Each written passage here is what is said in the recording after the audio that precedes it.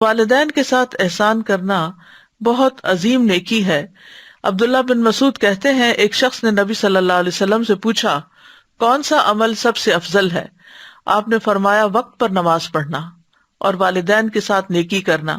پھر اللہ کے راستے میں جہاد کرنا۔ اور پھر سورۃ الاحقاف میں دوبارہ والدین میں سے ماں کے حق کی زیادہ تلقین کی گئی۔ وَوَصَّيْنَا الْإِنسَانَ بِوَالِدَيْهِ إِحْسَانًا حَمَلَتْهُ أُمُّهُ كُرْهًا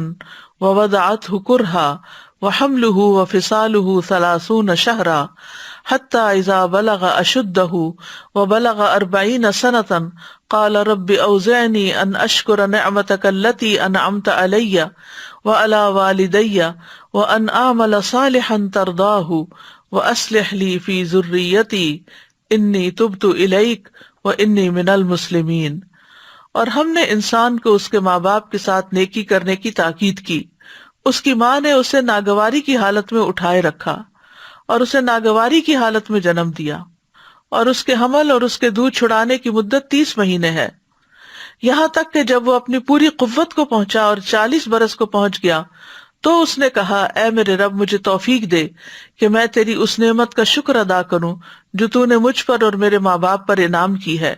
اور وہ یہ کہ میں نیک عمل کروں جسے تو پسند کرتا ہے، اور میرے لیے میری اولاد میں اصلاح فرما دے،